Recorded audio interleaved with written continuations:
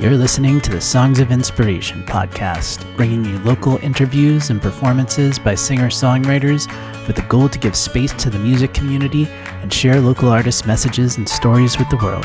I'm your host, Lars Wickland.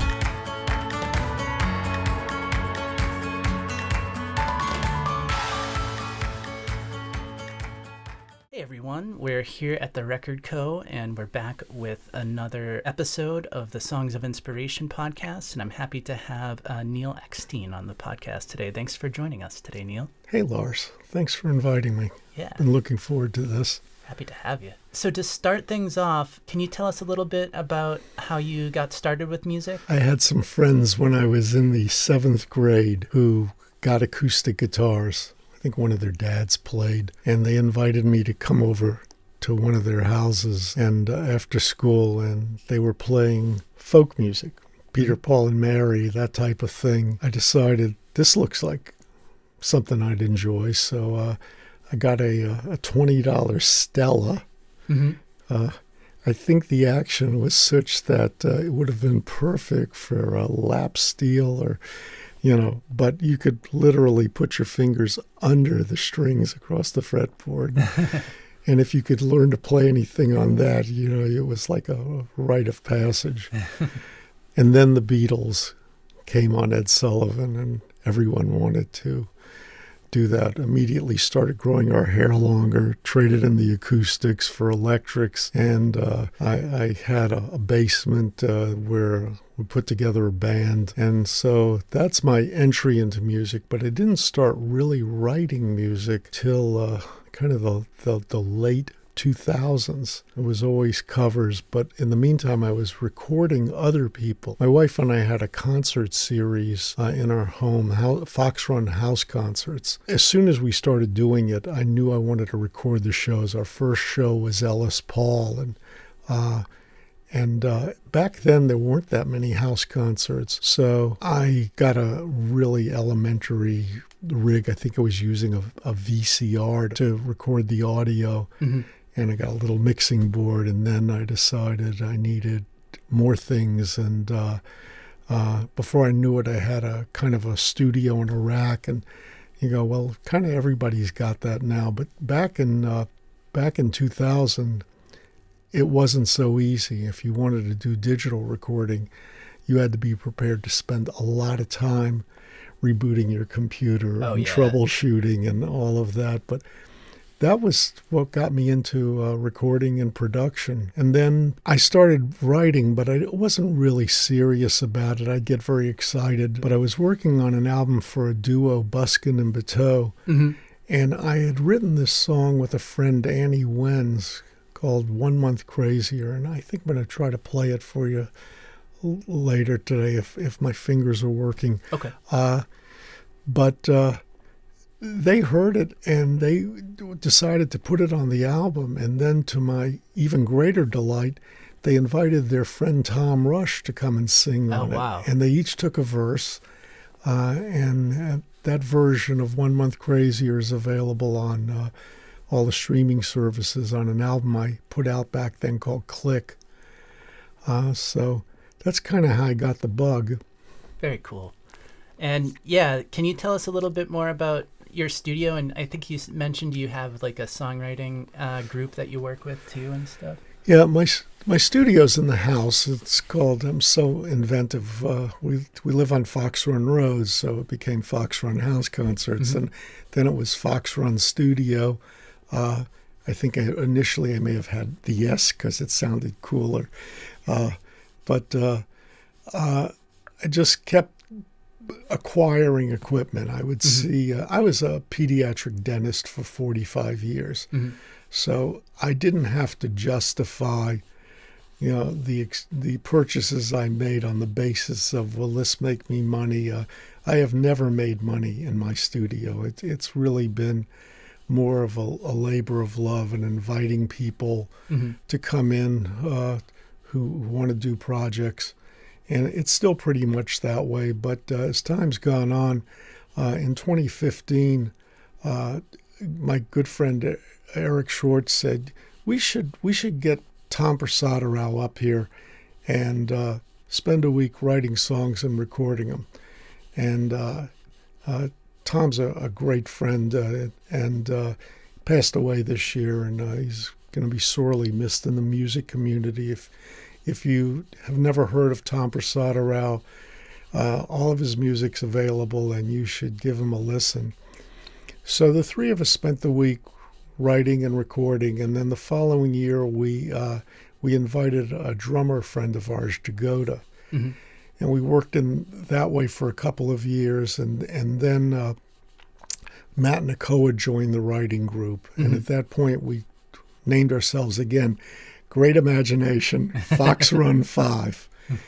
And so we've written a number of songs together over the years, and we're about to come out with a double LP vinyl of all of the unreleased songs that we thought that were worth releasing. We did an album in 2021 called Strange Times, and that's still available. There's still a few physical copies available. It was a CD, but it's available on the streaming services. But we weren't sure if there was even a market for people making a double vinyl record, and we wanted to find out if people were willing to actually put up money for that. And it turned out we did. We had a 3-week Kickstarter campaign, and we were able to hit the goal. And so right now I'm working on that with the guys. When you're working together with songwriters like that, is it each of you bringing your own songs to it, or is it like collaborating on some stuff, like writing the lyrics and stuff? Or it's definitely collaborating, but sometimes the songs start from nothing. Literally, let's go down in the studio, and somebody will start a groove on a piano or a guitar, and Jagoda will start playing some type of a pattern, and somebody else will pick up a bass, and we just do that for a while with no worry about lyrics. And then when it starts to kind of take a form, someone will, that kind of thing, or dummy words. And then other times it's more somebody comes in with, I've got this song I've been working on that this is where it's at, and love to get your input on it. And so it really works both ways. Sometimes it's lyrics first, sometimes it's music first. I'd say it's about 50-50. And in my own songwriting, it's the same way. I often will write from song prompts. I go into a bookstore. I'm in a group taught by Scarlett Keyes, who is a Berkeley songwriting instructor. And one of the things she said is, go to a bookstore, find titles, make a list, and keep that list going. And I've gotten a number of songs just from looking at song titles. And once you start writing the lyrics, then you sit down and figure out what's it going to be. What is this, a fast song, a slow song? What's the groove? That type of thing. That's a really unique way to generate ideas. I'm in this group now that is I write a song a week for 12 weeks. It's called Real People, Real Songs, and it's run by singer-songwriter Carrie Cooper. And she's planning to continue doing this when the 12 weeks is up, but the group's every week she gives us a prompt on Sunday, and they're all related to, since we're in election season, election terms. So there's things like what was it? Popular, suffragette, money, barnstorm. This week's song is Barnstorm. I've got that song, the lyrics pretty well written, but I need to record it. And I'll tell you, getting into something like that, where you're expected to produce a song a week, is really a great way to kind of make you work. And there are people in the group that are really well-respected songwriters, like Vance Gilbert and David Wilcox and David Lamont and Shannon Address, Eric Schwartz. So I don't want to go in there with some half-baked thing. But, when you're doing a song a week, you don't get too precious about it. But I'd say 3 of the songs of the 6 I've written so far, definitely it would be worth me either finishing them on my own or bringing them to somebody and saying, let's finish this. I think this is a decent start on a song. It's cool to be doing a song a week and generating a bunch of material, because it really kind of gets you in the flow of creativity and stuff. I've actually been taking lessons this winter. This past winter, I took lessons, and it was a similar thing where we would go over a specific concept on the guitar, and he'd say, "Go write a song with it," and I'd come back with something and stuff. And it's really cool to generate new ideas and stuff that way. Yeah, I mean, it's really a great deal of it is just setting aside the time to do it. I'm retired now, so I kind of control my own schedule, but people that are busy with lives and work and possibly young children, it can be really hard to find that 20 minutes a day to isolate yourself. But suggestions I've heard are treat it like anything else that's kind of sacred to you. If you're a runner, it's like, and you have to run every day, you don't let the world get in the way of that, or you try not to. And that's kind of what needs to happen if you're trying to write songs. You need to set aside a time that's what you're doing, and everybody knows that's what you're doing then. Absolutely. As far as songwriting influences, who would you say has been most influential to your songwriting? Well, it would be hard to pick a person. I mean, I grew up with the Beatles, so certainly their music has been influential, and it's amazing to me how varied their songs and music are. That's one of the things I like about Fox Run 5 is it would be very hard to pin a genre on the collection of songs that we've created. But individual songwriters immediately comes to mind. We just lost Chris Christopherson, and I've always been impressed by the simplicity of his songs, and he said so much with. You look at the lyrics on his songs and they fill like half a page, and yet every word is important and tells a story. I have a song on my new album that's called "Like a Poem Needs a Rhyme," and it's a complete ripoff of a Chris Christopherson style and that type of thing, and that's what I was going for. It was actually a song challenge to write a song in the style of someone you admire as a songwriter. And then I'm lucky enough to be friends with so many of songwriters because of this concert series that we did over the years. And so I'm influenced by people I get to know personally, and sometimes turn around and get to write a song with them, and that's always great when that happens. Very cool. Awesome. What do you think are some of the key elements to a good song? Well, I focus on definitely on the very narrow singer-songwriter, tell a story type of thing. That said, I think Taylor Swift is a great songwriter. I love a great many of her songs, and she brings a absolute pop sensitivity to them. I've tried to write Taylor Swift type songs. I don't think I have the background to really pull it off, but so more of my style is more storytelling. So it's very hard for me to tell someone what do you need in a song, but certain things that come to mind is can you follow it? Does it make you feel something? Even if it's la la la, ooh ooh ooh, which you can use in songs.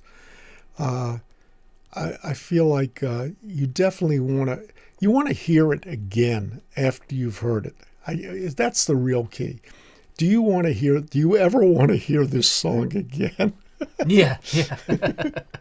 What were some challenges as you kind of got started with music that you faced, kind of building a career with it? Well, as I don't have the challenges that people that are actually trying to do this to make a living had, and I've witnessed that, and I've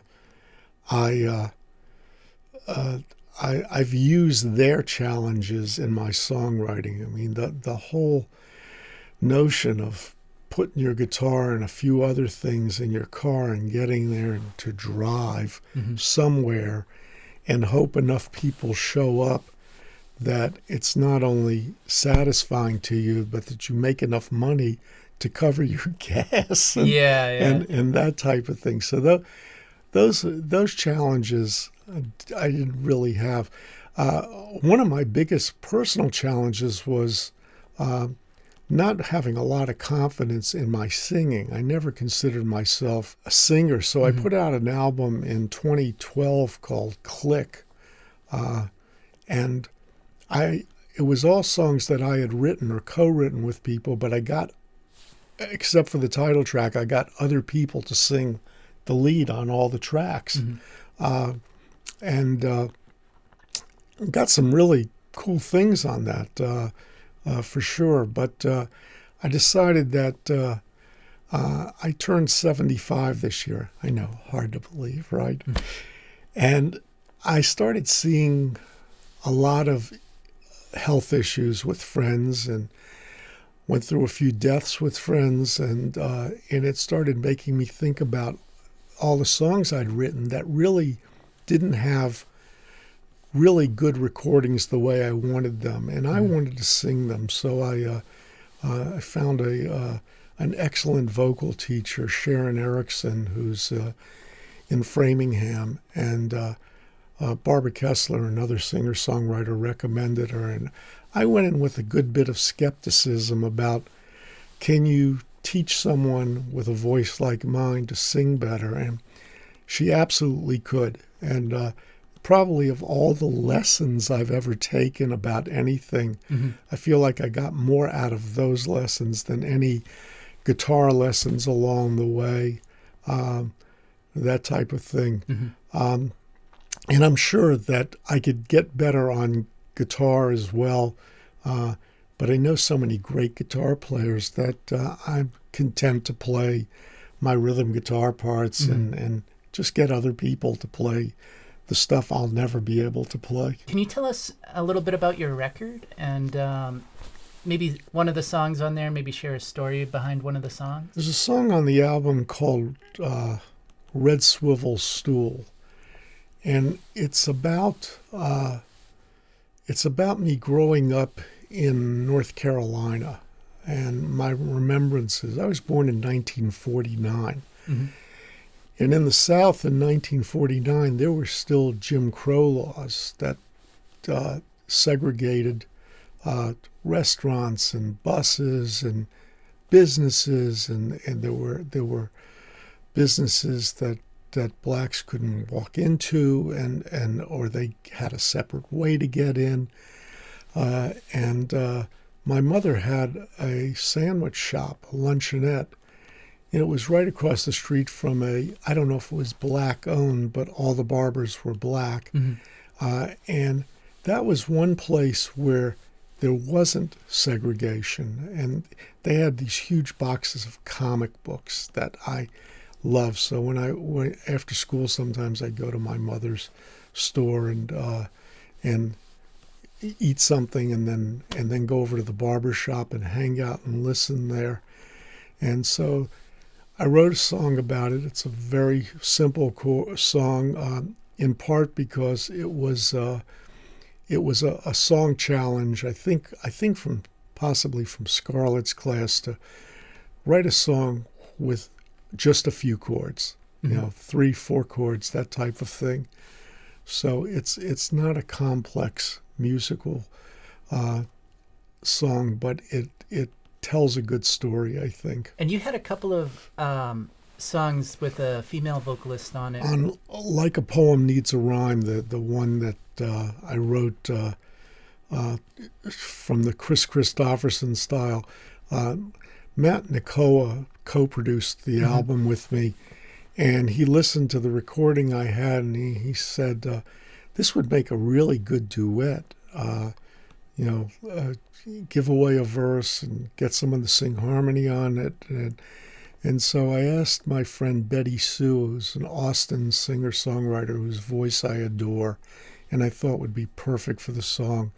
And I sent her the track. She recorded them at her home studio, sent them back to me, and I was just delighted with the way it came out. What's one lesson you would give to singer-songwriters just starting out, or one piece of advice? It's okay to screw up. Obviously, you would like to present yourself at its best, but it's not always going to be that way, and a lot of it's out of your control. You can do everything you can to promote a show, but know that on any given night, in particularly a place like Boston, there's probably 5 to 20 other things that your audience might be considering. I played a show opening for Sam Robbins a couple of weeks ago, and Tom Rush was playing at the Center for the Arts in Natick, and I knew that there would be there's a finite folk audience, and I knew that a number of them would be at his show. And we ended up getting about 20 people for the show, which was enough to feel like we had an audience. Yeah. But, so don't get discouraged. Keep doing it. Write for yourself. It's very unlikely any of us are going to end up on the cover of Rolling Stone. But that's not really why you do it. Yeah, it's a journey. It's kind of building your skills as you go and learning as you go, and I think that's a really good advice. Great. This was awesome. Thank you so much for sharing some great insights and stories with us. Thanks for having me. I've really enjoyed this. Yeah. Let's dive into the performance. I'm excited to hear some music. Great. This is a song I wrote with Annie Wenz, and it came from a line that Jonathan Bird said from the stage of Club Passim one night about a 3-month tour. And another songwriter, Carrie Elkin, was on stage, and she said, well, I've been touring for 2 months. And Jonathan said, well, I guess that makes me 1 month crazier than you. And they were staying at our house, and I said, that line's great. You should write that song. And Jonathan said, Neale, you can have it. You go ahead and write it. So this is from a song prompt from Jonathan Bird.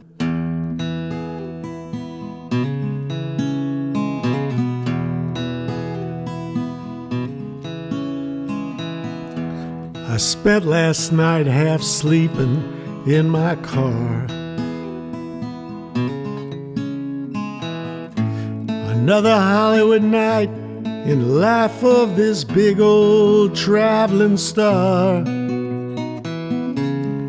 A truck stop shower, gonna have to do again. Tonight I might make $500 or 10.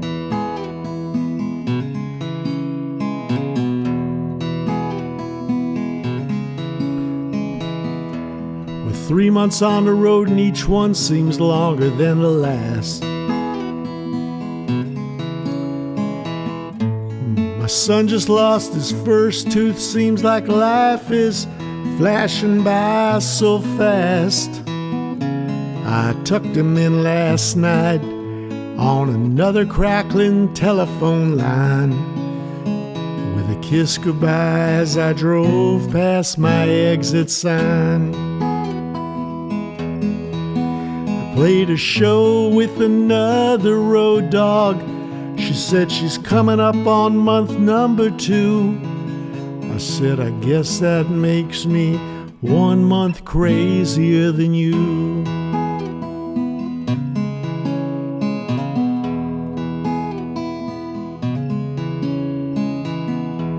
I woke up Sunday morning in a proper bed.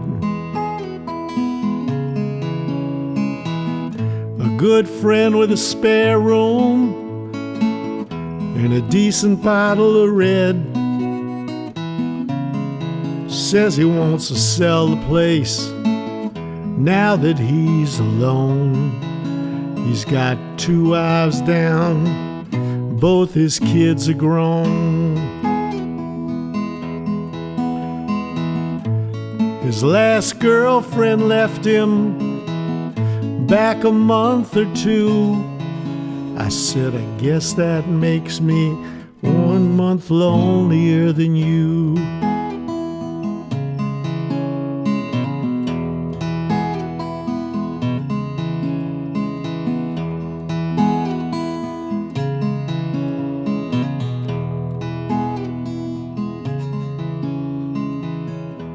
Well, it used to be just me and my guitar. 90 days and 10,000 miles, it didn't seem that far. Now the sunlight's blinding off the trees, and last night it snowed, and I've seen more deer than cars on this endless road. I just called my baby and we talked for a minute or 2. I said, when I get home, gonna be 1 month crazier for you.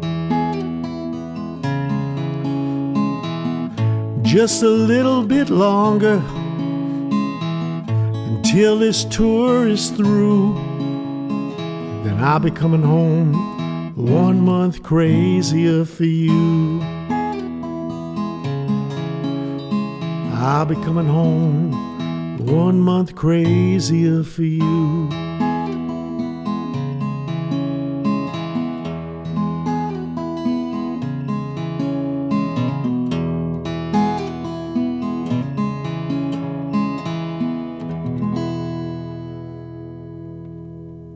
Well, as I said in the interview, this is about growing up in the South in the 50s.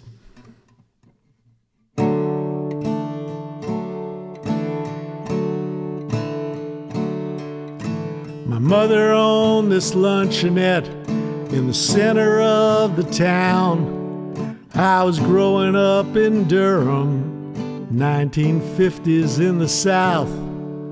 All the black folks sat at the back of the bus that would drop me at her door, where I could spin on a red swivel stool that was bolted to the floor. Some sat in the front, some sat in the back, and some couldn't sit anywhere at all. Some went to the front door, some went to the back.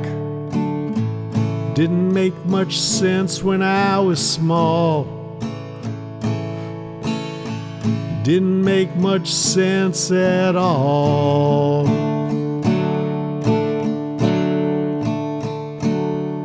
Mom would fix me an ice cream sundae, then I'd head across the street to the barber shop with all the comic books, my favorite place to be. I could watch the 5 Points traffic, listen to the black men with their shears. They kept my flat top neatly trimmed and high around the ears.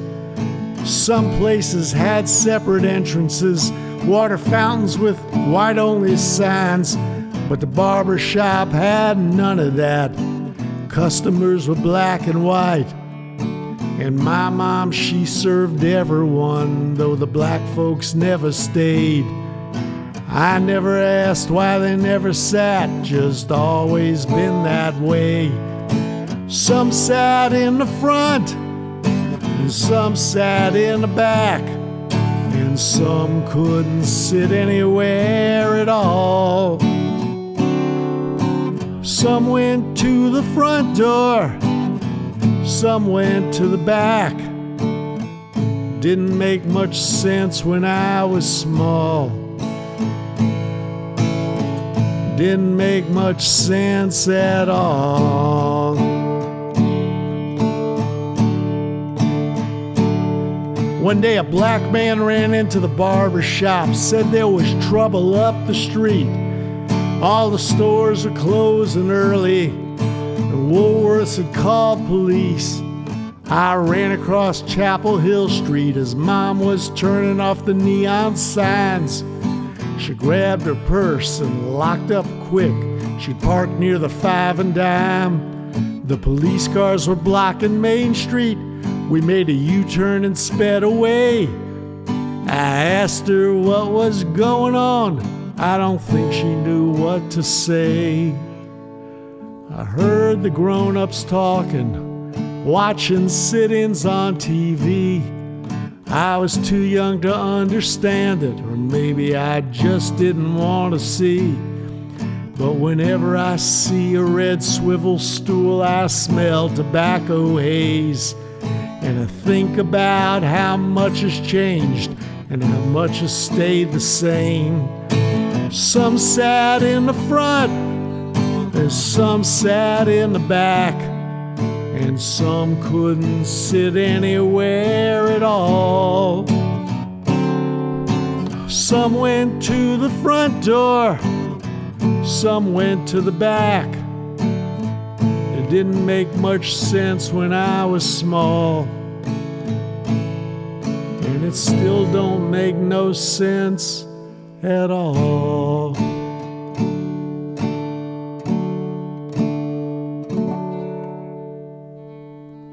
I wrote this song with my friend Tom Prasadarao. As I said earlier in the interview, Tom passed away in June,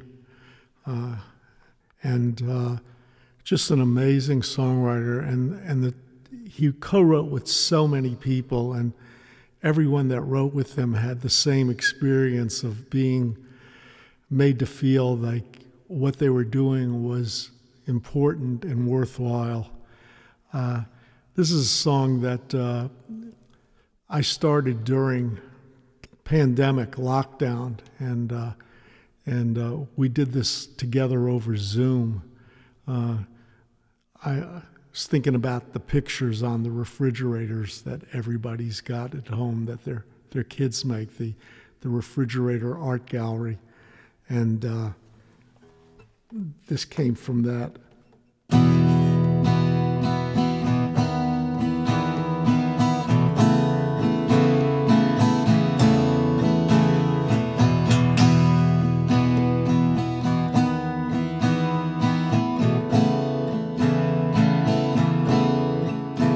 Drew me a picture on the back of a placemat. You were just 4 years old. You said it was you and me, and you gave me a funny face, and I still keep it safe, tucked away like gold.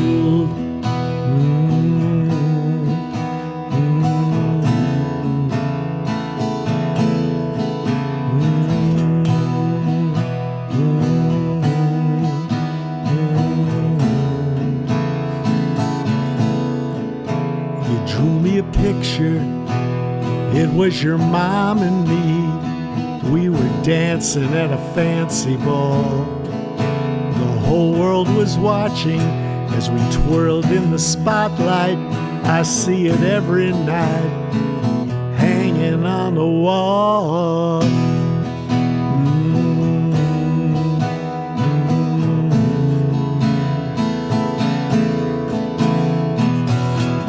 Every picture tells a story of morning glories and fallen leaves. I always thought that I was failing, but you were painting a masterpiece.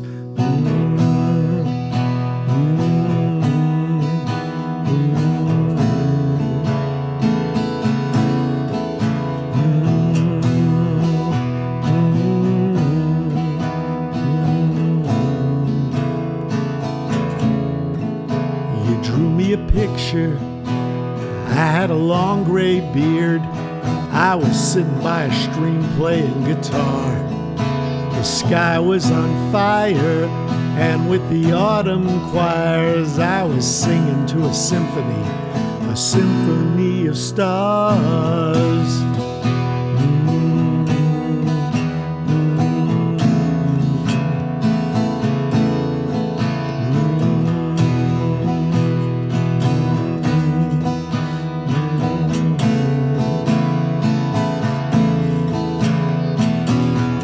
Every picture tells a story of morning glories and fallen leaves.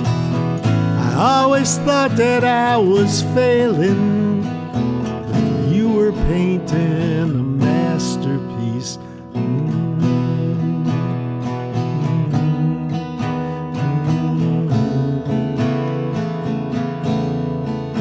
You drew me a picture of a place that I dreamed of, only it was just out of reach.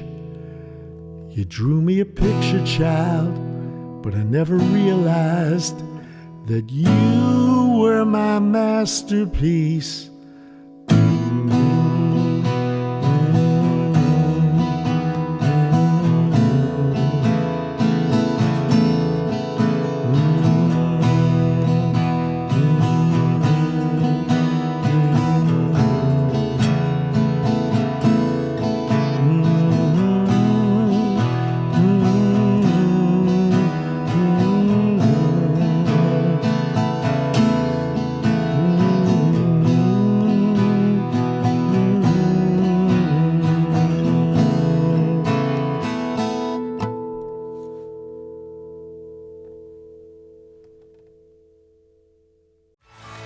Thanks for listening to Songs of Inspiration. Until next time, keep supporting live music, stay safe, and be well. This podcast is produced by True to the Vision Music. For more information, check out larswickman.net.